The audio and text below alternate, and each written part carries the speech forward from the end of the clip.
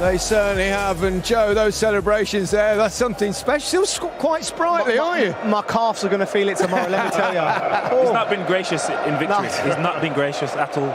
Joleon's been silent, boy. Phil, it's really difficult for you, Jolien, you've wanted it for so long as the club, and it's just not happened again. Yeah, definitely. As I said, I was looking to speak to some of the hierarchy in recent weeks, and this is the one. This is the one they want. Like, domestically, as I said before, it's gone well for the club. They've dominated for years, but this is the one that propels you into that top tier. Yeah, he's been accused of sometimes overthinking Pep Guardiola. Was he guilty of that, do you feel, again tonight? I think that'll be levelled at him, I'm sure, because he changed the way that he's played all season.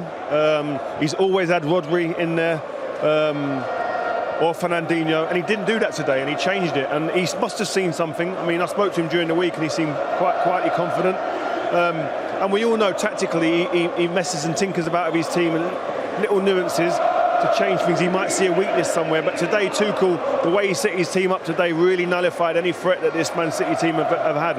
And today they played with two wide men, really wide, Mahrez and Sterling. They've not done that as often this year, and that may be one of the areas that he maybe have got wrong. Yeah, didn't work for him, that's for sure. There was only one goal in the game, the crucial one. It was Kai Havertz, a brilliant bit of football, not necessarily the best defending in the world, Joe, but Chelsea won't care. Listen, this pass here from Mason Mounts, that's like, he just said, what's it like at the Ritz, silver service, put Kai Havertz through, enjoy yourself, get a winning goal in the final.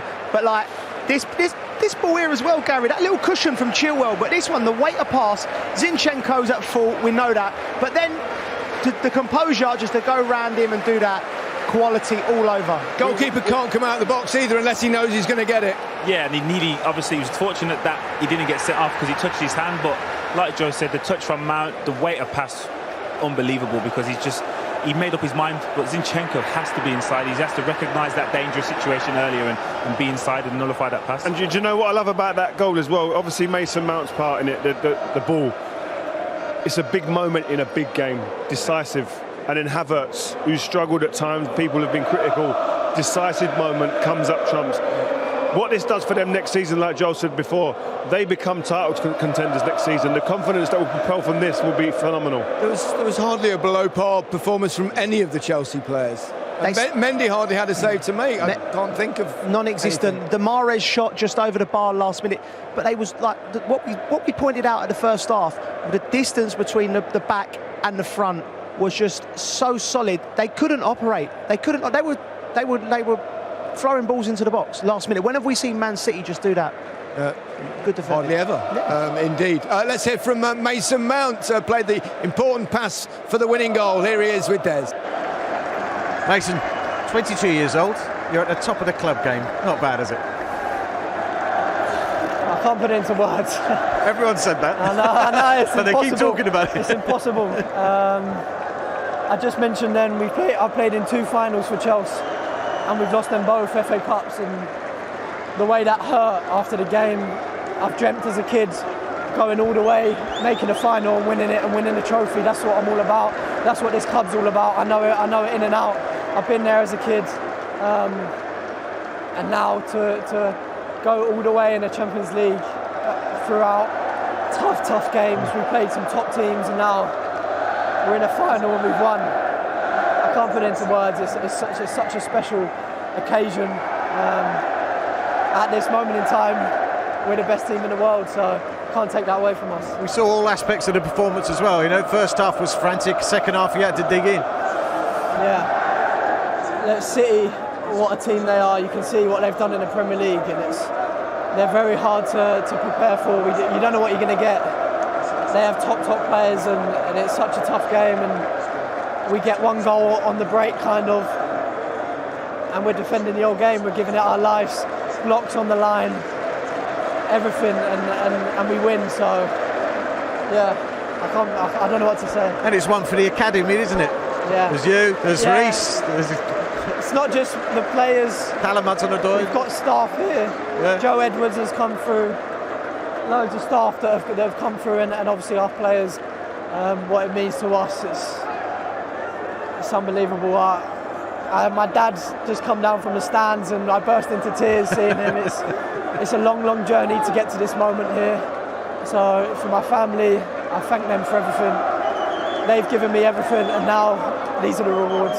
Yeah, and you got a good summer ahead as well. Fingers crossed. I know. Obviously, to be at this moment now, going into the Euros, I know obviously some of the boys from City will be meeting up, and they've given everything just like us. So my celebrations after the game were cut short because I went straight over to them because I know that what they've given, and just go to them and say they deserve to be here because of what they've done this season. They've been one, if not the best team in the world, and definitely in the Premier League, what they've given. So yeah, it's tough for them, and hopefully next season we'll be pushing for the Premier League as well. Outstanding. Thanks a lot. Cheers. Cheers, mate.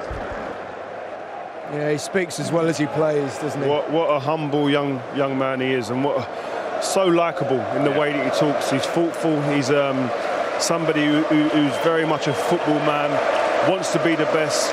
Again, another one who's been criticised from different quarters of the media, and I can't fathom why. But he's somebody. Not anymore, yeah. No, he won't be anymore. He shouldn't be, and he's somebody who he's proof you work hard, you get your rewards, and he's been a fantastic beacon of light for the academy at Chelsea, because that's been criticised in the past for not being utilised in the right way. Shining lights now.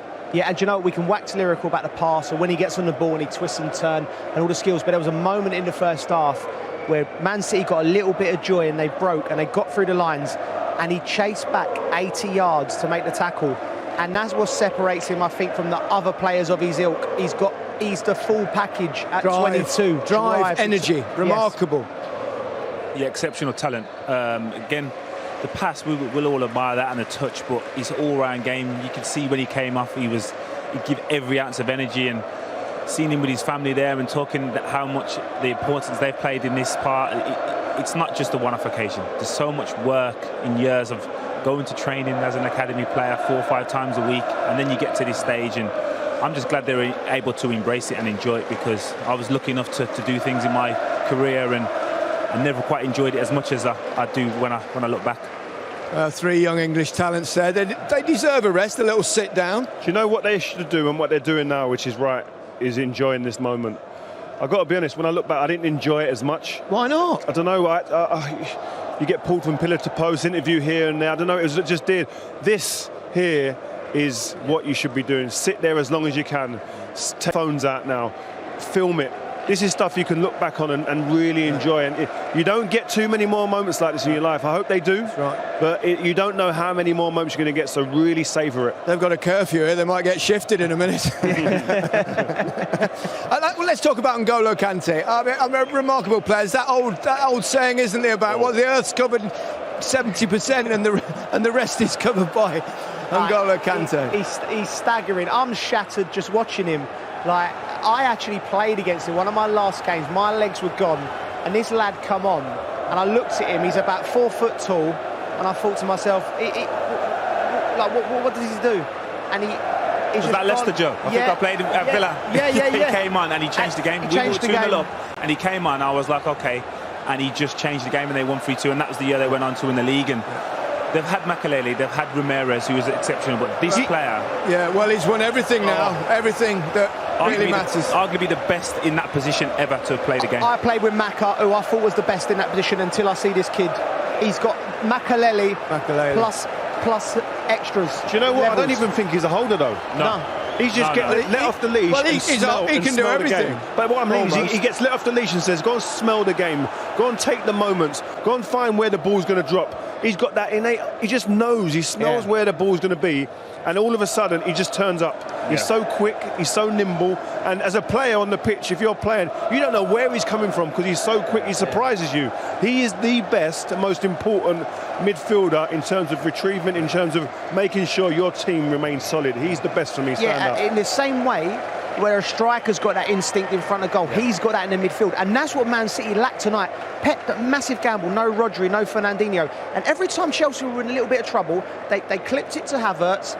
He either got hold of it, or there was a little Diaz, got the header, dropped in midfield. Gundogan, Silva and Foden, who was in there, they couldn't read it because it's not natural for them. Kante was just on it, then he drove from there, and that's how the game was. And at the same time, we're talking about him defensively, but when the ball goes up to Havertz, who's looking for it to be knocked back to and then retain possession? Kante. He does both sides of the game. Unreal. He's an extraordinary player.